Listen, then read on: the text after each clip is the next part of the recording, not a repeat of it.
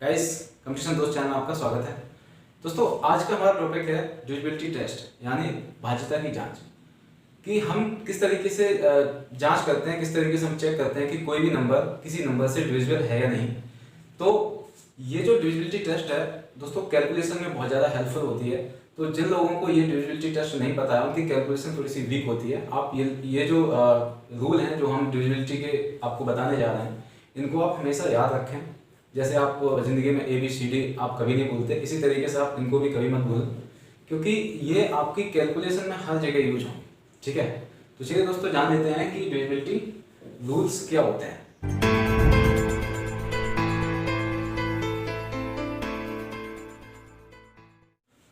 दोस्तों अब जान लेते हैं कि भाजकता के क्या नियम है। ठीक है, डिविजिबिलिटी रूल्स कौन कौन से हैं, तो हम जान लेते हैं कि अगर हमें ये देखना है कि कोई संख्या किसी संख्या से पूर्णतः विभाजित होगी या नहीं, तो उसके क्या नियम है। तो हमें पता है कि जो एक है, एक से हर संख्या में भाग जाता है। ठीक है, तो हमने एक का नियम यहाँ पे नहीं लिखा है, क्योंकि एक का भाग तो हर संख्या में जाता ही। अगर हमें देखना है जैसे कि दो से कोई संख्या डिविजिबल है या नहीं, दो से कोई संख्या डिविजिबल है नहीं, यानी कि किसी संख्या में दो से भाग जाएगा या नहीं, तो उसका नियम क्या है दोस्तों। तो हमें क्या देखना है कि इकाई का अंक सम संख्या हो, मतलब जिस संख्या में हमें दो का भाग देना है, तो उस संख्या का इकाई का अंक, यानी इकाई का अंक क्या होता है, पीछे से सबसे पहला अंक, यानी दाईं तरफ से पहला अंक। ठीक है, तो लास्ट अंक जो होता है, अंतिम अंक, उसको हम कहते हैं इकाई का अंक। ठीक है, तो इकाई का अंक क्या होना चाहिए, सम संख्या होनी चाहिए। और सम संख्या के बारे में हम बता चुके हैं, हम संख्याओं के वर्गीकरण में सारी संख्याओं के बारे में आपको डिटेल में बता चुके हैं। तो जिन लोगों ने वो लेक्चर ना देखा हो, इससे पिछला वाला, तो वो जरूर देख लें। उसमें हमने संख्याओं के बारे में, सारी संख्याओं के बारे में बहुत डिटेल में बताया। तो दोस्तों हमें पता है कि पहला जो दो से हम देखेंगे वो क्या नियम है कि संख्या का जो अंतिम अंक होगा, जो इकाई का अंक होगा, वो एक सम संख्या होना चाहिए। अगर संख्या का इकाई का अंक अगर सम संख्या है तो उसमें दो का भाग जाएगा। जैसे दोस्तों अगर हम देखें यहाँ पे, तो ये क्या है, पहली संख्या क्या है, 124। 124 में अगर इकाई का अंक देखें तो क्या है, 4। तो 4 में दो का भाग चला जाएगा। ठीक है, सम संख्या क्या होती है, जिसमें दो का भाग कंप्लीट चला जाए। तो लास्ट जो है ना, लास्ट यानी 6। अब इसमें देखें अगर हम 2006 में, तो इसका इकाई का अंक क्या है, 6। ये भी एक सम संख्या है। सम संख्या कौन सी होती है, 2, 4, 6, 8 या 0। ठीक है, तो और अगर हम इसमें देखें, ये क्या है, 210। इसमें भी जो लास्ट का अंक है 0 है, 0 भी एक सम संख्या होती है। तो अगर दोस्तों आपको ये देखना है कि किसी संख्या में दो का भाग जाएगा कि नहीं, तो हम उसका इकाई का अंक देख लेते हैं। हमें पूरी संख्या में भाग देने की जरूरत नहीं होती है। हम क्या देखते हैं, उसका अंतिम अंक देख लेते हैं, इकाई का अंक। अगर इकाई का अंक सम संख्या है, यानी 0, 2, 4, 6, 8 में से कोई संख्या है, तो उसमें दो का भाग कंप्लीटली चला जाएगा। ठीक है, हमें पूरी संख्या में भाग देने की जरूरत नहीं है। इसी तरीके से अगर हमसे कहा जाए 3, तो 3 के लिए हम क्या देखेंगे दोस्तों, कि संख्या के अंकों का योग 3 से विभाजित हो। यहाँ पे क्या है दोस्तों, यहाँ पूरी संख्या में आप उस भाग देने की जरूरत नहीं है। आप क्या क्या करें कि संख्या के अंकों का योगफल देखना है। अंकों का योगफल जो है ना, वो 3 से डिविजिबल होना चाहिए। तो जैसे अगर हम बात करें यहाँ 504 की, तो 504 में कौन कौन से अंक हैं, 5, 0 और 4। अगर हम 504 के अंकों का योगफल करें तो क्या होगा, 5 और 4 9 हो जाएगा, और 9 में 3 का भाग चला जाता है। ठीक है, तो हमें बिना भाग दिए ये पता चल गया कि 504 जो है ना 3 से डिविजिबल है, मतलब 3 का भाग इस 504 में चला जाएगा। ठीक, इसी तरीके से ये अगर हम देखें 198, तो 198 दोस्तों क्या है, इसके अंकों का योगफल अगर हम देखें, 1 और 9 10, 10 और 8 18, 18 में 3 का भाग चला जाएगा, हमें पता है। ठीक है, तो ये संख्या भी 3 से डिविजिबल है। इसी तरीके से अगर हम इसमें देखें 375, 375 में क्या होगा, 3 और 7 10, 10 और 5 15, अब 15 में भी 3 का भाग जाता है। तो अगर हमें देखना है कि 3 से किसी संख्या में भाग जाएगा कि नहीं, तो हमें क्या करना है, जो संख्या के अंक हैं उनका योगफल देख लेना है कि 3 से डिविजिबल है नहीं। अगर उनका योगफल 3 से डिविजिबल होगा तो वो संख्या भी 3 से डिविजिबल होगी। ठीक, अब बात करते हैं 4 से। तो 4 का नियम क्या है दोस्तों, 4 का नियम है कि अंतिम दो अंकों से बनी संख्या। अंतिम दो अंक का मतलब है इकाई और दहाई। इकाई और दहाई के स्थान पे जो अंक होंगे, उससे अगर हम संख्या बनाएं, उसको अगर हम एक संख्या सोचें, तो वो 4 से डिविजिबल होनी चाहिए। जैसे हमने बात करी 1984, तो 1984 आप क्या देखें कि अंतिम दो अंक, पूरी संख्या में भाग देने की जरूरत नहीं है, मैं बार बार कह रहा हूँ। लास्ट में सिर्फ ये देख लें कि अंतिम दो अंक जो है ना, उनमें 4 का भाग जाएगा कि नहीं। आप देखो 84, 84 में 4 का भाग जाएगा, 21 चौक 84 होता है, 4 का भाग जाएगा, 4 दूनी 8, 4 एकम 4, ठीक है। या दोस्तों 4 में देखो क्या है कि या तो अंतिम दो अंक 0 0 हो या 4 से पूरा पूरा डिविजिबल हो, मतलब अंतिम दो अंकों से बनी संख्या 0 0 भी हो सकती है, ठीक है। तो अगर हम बात करें 2000, तो 2000 में 2 0 है, तो ये भी जो संख्या है वो पूरी की पूरी 4 से डिविजिबल होगी, ठीक है। इसी तरीके से अगर हम बात करें 1208, ठीक है, 1208 की बात करें तो अंतिम दो अंक का मतलब है ये देखो, अंतिम दो अंक से बड़ी संख्या क्या है 08, तो यानी 8, तो 8 में 4 का भाग चला जाएगा। तो 4 से हमें क्या देखना है, अगर हमें देखना है कि कोई संख्या 4 से डिविजिबल है या नहीं, तो हम क्या देखते हैं कि अंतिम दो अंकों से बनी संख्या, पीछे से अंतिम दो अंक देखेंगे और उन अंकों को हम एक संख्या के रूप में देखें तो उसमें 4 का भाग जाना चाहिए, ठीक। इसके बाद दोस्तों बात करते हैं 5 की। 5 में क्या है, 5 में यह है कि अगर किसी संख्या को हमें 5 से डिविजिबल देखना है कि कोई संख्या 5 से पूरी पूरी कटेगी या नहीं, तो हमें सिर्फ उसका इकाई का अंक देखना होता है कि इकाई का अंक उसका या तो 0 होना चाहिए या 5 होना चाहिए, ठीक है। तो जरा एग्जाम्पल के लिए देखते हैं, अगर हम इसको देखें तो हमें इसमें पूरा भाग देने की जरूरत नहीं है कि 5 से हम भाग दें, 5 लिए 15, फिर 2 से इस पर आएगा 0 उतार देंगे, इस तरीके से भाग देने की जरूरत नहीं है। हम क्या देखेंगे, सिर्फ लास्ट का डिजिट हमें देखना है, या तो 0 होना चाहिए या 5 होना चाहिए। तो इन सभी संख्याओं में आप देख रहे होंगे इसमें 0 है, इसमें भी 0 है, इसमें 5 है, तो यानी जो इन संख्याओं का अंतिम अंक या तो 0 है या 5 है। तो ये सभी की सभी संख्याएं, ये और ये सभी की सभी संख्याएं 5 से पूर्णतः विभाजित होंगी, ठीक है दोस्तों। अब बात करते हैं 6 की। 6 की अगर हम बात करें तो 6 क्या है दोस्तों, 6 के गुणनखंड अगर हम करें तो 2 गुणे 3 होता है, ठीक है। 6 के गुणनखंड करें तो 2 गुणे 3 होता है। तो 6 का नियम क्या है, तो हम देख लेते हैं कि जैसे 3198, ये 3198 की संख्या है, तो हमें केवल ये देखना है कि इसके अंकों का योगफल 3 से विभाजित है कि नहीं। अगर अंकों का योगफल विभाजित है तो सिर्फ हमें इतना और देखना है कि इसका लास्ट का अंक जो है ना वो सम होना चाहिए। तो हमें देखना है कि लास्ट का अंक तो सम है ही। अब हम इनको जोड़ के और देख ले एक बार कि अगर इन सभी संख्या इस संख्या के सभी अंक जो है ना अंकों का योगफल अगर 3 से विभाजित है, तो 3 और 1 4, 4 और 9 13, 13 और 8 21 होता है, 21 में 3 का भाग जाएगा और लास्ट का अंक भी सम है, यानी इसमें 6 का भाग चला जाएगा, क्योंकि ये संख्या 2 से भी डिविजिबल है और 3 से भी डिविजिबल है, ठीक है।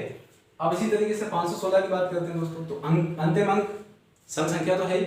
अगर हम इसके अंकों का योगफल देखें तो 5 और 1 6, 6 और 6 12, 12 में 3 का भाग जाता है और लास्ट का अंक सम संख्या भी है, यानी 2 से भी डिविजिबल और 3 से भी डिविजिबल। इसका मतलब 6 से भी डिविजिबल है ही संख्या, ठीक।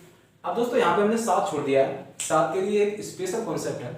7 के लिए क्या, बहुत सारी संख्या है, 7 है, 13 है, 17 है, 19 है, 23 है, 29, 31, ऐसी बहुत सारी संख्याओं के लिए एक विशेष नियम है जिसको हम नेक्स्ट पार्ट में आपको सभी संख्याओं के बारे में बताएंगे कि कैसे इन संख्याओं से हम देखते हैं कि इन संख्याओं से कोई संख्या विभाजित होगी या नहीं, ठीक है। तो इसको हम नेक्स्ट में देखेंगे। अभी हम देखते हैं 8, ठीक है। 8 का अगर हमें देखना है कि कोई संख्या 8 से डिविजिबल है या नहीं, तो हम क्या देखते हैं कि अंतिम 3 अंकों से बनी संख्या, मतलब देखिए 2 4 और 8, 2 4 8 में थोड़ा संबंध है। क्या संबंध है, 2 की पावर 1 होती है, तो इसमें हमने देखा कि इकाई का अंक यानी लास्ट का अंक केवल 2 से डिविजिबल हो। 4 की बात करें, 4 की पावर होती है 2 की घात 2, ठीक है। तो हमने देखा कि अंतिम 2 अंक से बनी संख्या 4 से विभाजित हो। इसी तरीके से 8 है, 8 की पावर होती है 2 की पावर 3। तो इसमें हमने क्या देखा कि अंतिम 3 अंकों से बनी संख्या यानी इकाई, दहाई, सैकड़ा, लास्ट की 3 अंकों से जो संख्या बन रही है वो 8 से पूर्णतः विभाजित होनी चाहिए। अगर ऐसा है तो दी गई संख्या 8 से पूरी पूरी विभाजित हो, ठीक है। तो जैसे इतनी बड़ी संख्या है, मान लो इसमें तो भी 5 अंक हैं, मान लो इसमें और भी ज्यादा अंक होते, 8-10 अंक होते, और हमसे ये कह दिया जाता है कि ये संख्या 8 से विभाजित है या नहीं, तो हमें क्या देखना होता है, हमें पूरा भाग नहीं देना पड़ता। हम क्या देखेंगे, लास्ट के 3 अंकों से बनी संख्या 8 से विभाजित होनी चाहिए। तो हम अगर इसमें देखें, हम इसके पीछे जितने भी अंक हैं हम सबको छुपा दें। अगर हम इसमें देखें तो हमें 8 से इसमें भाग जाता हुआ दिख रहा है। 8 एकम 8, 5 उतरेगा, 0 लगेगा, 8 सत्ते 56, यानी इसमें 8 का पूरा भाग जा रहा है लास्ट के 3 अंकों में, तो ये संख्या 8 से डिविजिबल होगी, ठीक है। इसी तरीके से इसमें अगर हम देखें तो इसके लास्ट के 3 अंक हमें देखेंगे, केवल लास्ट के 3 अंकों में 8 से भाग जा रहा है, 8 के 24, तो इसका मतलब क्या है कि ये दोनों संख्याएं 8 से डिविजिबल है, ठीक। अब बात करते हैं, जैसे मान लो अगर ये संख्या है, ऐसी कोई संख्या होती है जिसमें लास्ट के 3 अंकों में अगर भाग नहीं जाएगा तो वह संख्या 8 से डिविजिबल नहीं होगी। ठीक, अगर हम बात करें 9 की, तो देखो अभी हमने देखा 2, 4, 8 इसमें कुछ समानता थी। इसी तरीके से 3 और 9 में बहुत एकदम सेम नियम है। 3 के लिए क्या है, 3 के लिए हमने देखा था कि संख्या के अंकों का योगफल 3 से विभाजित होने चाहिए, और 9 में सेम है, क्या है कि संख्या के अंकों का योगफल 9 से विभाजित होना चाहिए, यानी 3 और 9 का नियम एक ही है। ठीक, तो इसमें अगर हम देखें तो हमें ये देखना है कि संख्या 9 से विभाजित है कि नहीं। तो हमें क्या देखना पड़ेगा दोस्तों कि संख्या के जो अंक हैं उनको हम आपस में ऐड करेंगे, और जो योगफल होगा वो देखेंगे कि वो 9 से विभाजित है या नहीं। तो हम देखें अगर इसको, तो ये देखें तो 2, 5, 7, 7, 3, 10 और 8, 18, 18 में 9 का भाग जाता है, यानी ये संख्या पूरी की पूरी 9 से विभाजित है। दोस्तों अगर हम ये नियम हमें ना पता होता तो हम क्या करते, इस पूरी संख्या में 9 का भाग देते। तो आप ऐसे ही समझ सकते हैं कि अगर हम इसमें 9 का भाग देने बैठ जाएं, अभी तो मान लो ये थोड़ी छोटी संख्या और बड़ी होती तो कितना टाइम लगता, लेकिन अगर हमें नियम पता है तो मात्र हम 1 या 2 सेकंड में बहुत आसानी से पता लगा पा रहे हैं कि ये संख्या 9 से विभाजित है। क्या करना पड़ता है भाई, हम बहुत जल्दी जोड़ सकते हैं ना, अंकों को तो हम बहुत आसानी से जोड़ सकते हैं ना। 2, 5, 7, 3, 10 और 8, 18, यानी 9 का भाग जाएगा तो इसमें, ठीक है, 9 का भाग जाएगा। ठीक, अब इसमें देखेगा 7, 3, 10, 10, 5, 15, 3, 18, मतलब इसमें भी 9 का भाग पूरा पूरा चला जाएगा। ठीक है दोस्तों, अब हम बात करते हैं 10 की। तो 10 का बहुत ही इजी नियम है, इससे ज़्यादा मतलब इजी किसी का भी रूल नहीं है। इसमें क्या है कि अगर हमें कोई संख्या 10 से डिविजिबल देखनी है तो हमें देखना है कि उसका अंतिम अंक, इकाई का अंक 0 होना चाहिए, 0 होना चाहिए। ठीक है, अगर हमें देखना है कि कोई संख्या 10 से विभाजित है या नहीं तो हमें सिर्फ इतना देखना है कि उसका अंतिम अंक 0 है या नहीं। अगर 0 है तो वो संख्या 10 से पूर्णतः विभाजित हो। तो दोस्तों इन सभी संख्याओं में हम देख रहे हैं कि इनका अंतिम अंक यानी इकाई का अंक 0 है, यानी ये सारी की सारी संख्याएं 10 से डिविजिबल हैं। ठीक, अब लास्ट और बहुत इंपॉर्टेंट रूल है ये दोस्तों, इससे क्वेश्चन बनता ही बनता है, इसको आप समझें। इसमें लोग थोड़ा सा कंफ्यूज इसमें भी हो जाते हैं। नियम क्या लिखा है, सम स्थान के अंकों का योगफल तथा विषम स्थान के अंकों का योगफल। लोग इसमें कंफ्यूजन क्या कर जाते हैं कि वो सम संख्याओं को जोड़ने लगते हैं और विषम संख्याओं को जोड़ने लगते हैं। ऐसा नहीं है, सम स्थान पर, सम स्थान का मतलब दोस्तों समझ लें, जैसे मान लो हमने कहा अगर कोई संख्या जैसे हमने देखा ये 5, 3, 8, 9, 2, 7, ठीक है, मान लो ये संख्या है, तो सम स्थान क्या है और विषम स्थान क्या है, चाहे आप बाएं तरफ से देखें या दाएं तरफ से देखें, सम और विषम स्थान कैसे हम निकालेंगे। मान लो हम दाएं तरफ से देखें तो ये पहले स्थान पे होगा, ये दूसरे स्थान पे, ये तीसरे स्थान पे, चौथे स्थान पे, पांचवें स्थान पे और ये छठवें स्थान पे। ठीक है, मतलब पहले स्थान पे 7 है, दूसरे स्थान पे ये, तीसरे स्थान पे ये, चौथे स्थान पे, पांचवें स्थान पे और छठवें स्थान। अब अगर हम देखें कि सम स्थान का मतलब क्या है, जो दूसरे स्थान पे हो और जो चौथे स्थान पे हो और जो छठवें स्थान, ये तो सम स्थान हो जाएंगे। विषम स्थान क्या हो जाएंगे, जो पहले स्थान पे हो, जो तीसरे स्थान पे हो, जो पांचवें स्थान पे हो, सातवें स्थान पे हो, ये जो जगह होंगी ये विषम स्थान हो जाएंगे। तो हमें सम और विषम अंक नहीं देखना है, हमें ये देखना है कि सम स्थान पे कौन से अंक हैं और विषम स्थान पे कौन से अंक हैं। हो सकता है कि सम स्थान पे विषम अंक हो सकते हैं और विषम स्थान पे सम अंक हो सकते हैं, उससे कोई मतलब नहीं। हमें केवल ये देखना है कि सम स्थान पे कौन से अंक हैं और विषम स्थानों पर कौन से अंक हैं। तो अब हम इसका नियम आपको बताएं, क्या है कि सम स्थान के अंकों का योगफल और विषम स्थान के अंकों का योगफल, इन दोनों योगफलों का अगर हम अंतर करें तो वो या तो 0 होना चाहिए, 0 होना चाहिए, या 11 का गुणज यानी 11 का कोई मल्टीपल होना चाहिए। जैसे हमने कहा 11 का मल्टीपल क्या हो सकता है, 11 दूनी 22, 11 33, 11 चौक 44, यानी 11, 22, 33, 44 इस तरीके का उसका अंतर आए या 0 आए तो वो संख्या 11 से डिविजिबल होगी। ठीक, अब हमने ऐसे ही ये संख्या लिख दी थी रैंडमली, हम देख लेते हैं कि ये 11 से विभाजित हो गई है। तो अगर हम जोड़ें तो हम विषम स्थानों के अंक देखें तो 7, 9 और 3 हो जाएंगे। ठीक है, 7, 9 और 3 कितने हो जाएंगे, 3 और 9 12, 12, 7 19। ठीक है, ये तो 19 हो जाएंगे, ये विषम स्थान के अंक हो गए। अब सम स्थान के अंक क्या हो जाएंगे, 2, 8 और 5। ठीक है, 2, 8, 10 और 5 15 हो जाएंगे। तो अगर हम देखें 15 तो इन दोनों का अंतर तो 4 आ गया। ठीक है भाई, हमने क्या कहा कि या तो 0 होना चाहिए या 11 का कोई गुणज होना चाहिए, लेकिन इसका अंतर तो 4 आया, तो यानी ये संख्या 11 से विभाजित नहीं है। ठीक है, यानी ये संख्या 11 से विभाजित नहीं है। एक और एग्जाम्पल देख लेते हैं, जैसे दोस्तों एक दूसरा एग्जाम्पल देख लेते हैं। जैसे हमने कहा, जैसे मान लो ये संख्या है, हमें ये बताना है कि ये संख्या 11 से पूर्णतः विभाजित है या नहीं। तो हम क्या करेंगे, हम ये देखेंगे कि इसके सम स्थानों के अंक और विषम स्थानों के अंक। आप इस तरीके से भी इसको याद रख सकते हैं कि इसके अल्टरनेट अंक, अल्टरनेट मतलब एक को छोड़ के एक अंक, एक को छोड़कर एक अंक जो है ना उनको हम जोड़ लें, ठीक है। तो उनका जो योगफल होंगे वो 2 बनेंगे, क्योंकि एक को छोड़ के अंक क्या हो सकते हैं, ये हो सकते हैं, ठीक है। और अब बाकी जो बच गए हैं वो ये हो सकते हैं। तो इनका योगफल और इनका योगफल, इन दोनों का अंतर हमें देखना है। आज भाई या तो आप इस तरीके से इसको सोच लें, या आप ये देखें कि सम स्थानों पर कौन से अंक है और विषम स्थानों पर कौन से, एक ही बात है। तो अगर हम देखें, ये अंक देखें 7, 5, 12 और 9, 21 हो जाएगा, ठीक है। 21 तो आ गया इन 7, 5 और 9 का टोटल। अब इसका देखें 6, 3, 9 और 1, 10। तो अगर हम 21 और 10 का अंतर देखें तो क्या आएगा, 11, ठीक है। 21 और 10 का अंतर देखें तो क्या आ जाएगा, 11। यानी ये संख्या 11 से पूर्णतः विभाजित है।